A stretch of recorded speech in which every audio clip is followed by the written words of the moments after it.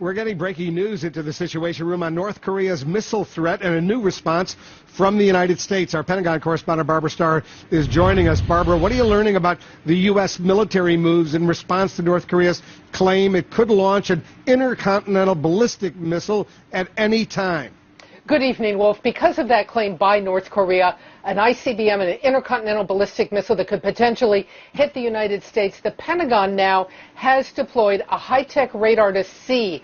I want you to look at pictures, video. This is the X-band radar. It may look to you and me like a giant floating golf ball on the Pacific Ocean, but this has now moved out of Hawaii into the Pacific. It will be watching the Korean Peninsula in the coming days and weeks for any sign of an ICBM launch out of North Korea. There are two scenarios if North Korea were to launch a missile. If it were a threat to the U.S. allies, Japan, South Korea, the U.S. has vowed it would shoot it down. But if it goes out to sea and is harmless, it will not shoot it down. The Pentagon said that yesterday. This radar gives the U.S. the ability to collect the electronic intelligence either way, whether they need to shoot it down or whether they just want to watch it, gain all the intelligence they can about what exactly a missile might look like, how it's configured, how it flies, gain all the intelligence they can about what North Korea is up to. The bottom line right now, the U.S. doesn't think that North Korea is ready to launch an ICBM, that they haven't perfected the full technology. But by putting this radar out to sea, they will keep watch, and it will be the Donald Trump Pentagon, the Donald Trump military, that will watch in the coming weeks and months. Wolf? Barbara Starr at the Pentagon for us. Barbara, thanks very much. Very worrisome development. CNN, meanwhile, is learning details of plans by South Korea's military to kill North Korean dictator Kim Jong-un if war were to break out between the two countries. CNN's Brian Todd is joining us with more. Brian, pretty startling development. South Korea apparently has been practicing for this. That's right, Wolf. They've been practicing, drawing up plans, and tonight the South Koreans are accelerating those plans. Tensions are so high on the Korean Peninsula tonight that both nations now have plans in place to kill each other's leaders if war breaks out.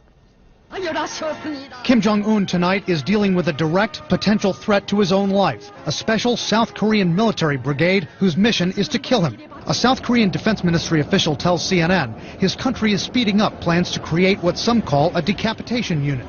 The official says the team would be activated only if war breaks out and would target North Korea's wartime command led by Kim. It's hard for me to imagine a commando raid, given the enormous killing power and density of the North Korean People's Army. Far more likely would be something like we saw in the Iraq War against Saddam's immediate circle, precision-guided missiles and air campaign. The South Korean strike plan comes after a series of provocations from Kim Jong-un. He's now threatening to test fire a long-range missile that could hit the U.S. mainland with a nuclear warhead. And in recent weeks, North Korean media claimed he personally directed an attack drill on a mock-up of South Korea's Blue House, their version of the White House. North Korean special forces stormed the compound, some parachuting in. They took up positions as the building burned, practiced capturing an enemy. Doing rehearsals, showing the imagery of a Blue House attack is essentially being able to terrorize the South Koreans. And what's more important, I think the North Koreans may well think about trying an attempt at this sort of thing. They've done it before. January 1968, armed with these weapons, dressed in South Korean uniforms, North Korean commandos infiltrated the South, trying to kill South Korea's president. They got to within 350 feet of the Blue House. But in a furious gun battle, nearly 60 soldiers from both sides were killed. If the South Koreans target Kim now, how would he respond? I would guess that he doesn't go into hiding because of this particular statement by the South, but instead he plays it and tries to demonstrate he's prepared to escalate even sooner. And he's prepared to be even crazier than the South. And he has advantage that he can make that argument credibly.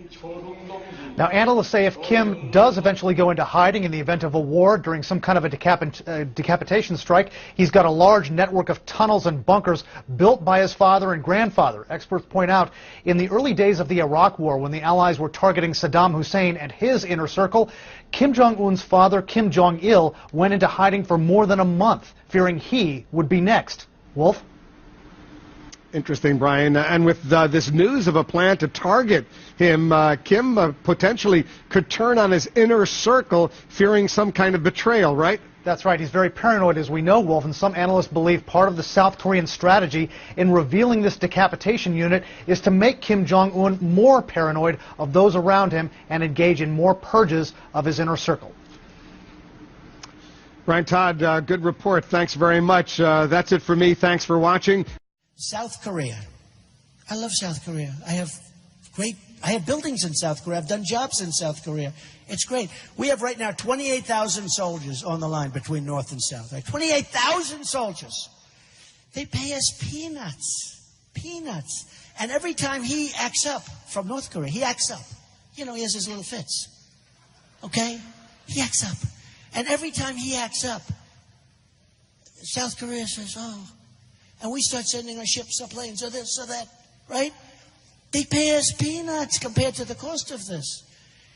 Now, think of it. And then one of the papers called the other day, and they said, would you speak to the leader of North Korea? I said, absolutely. Why not? Why not? And they come out, Trump would speak to him. Who the hell cares? I'll speak to anybody. Who knows?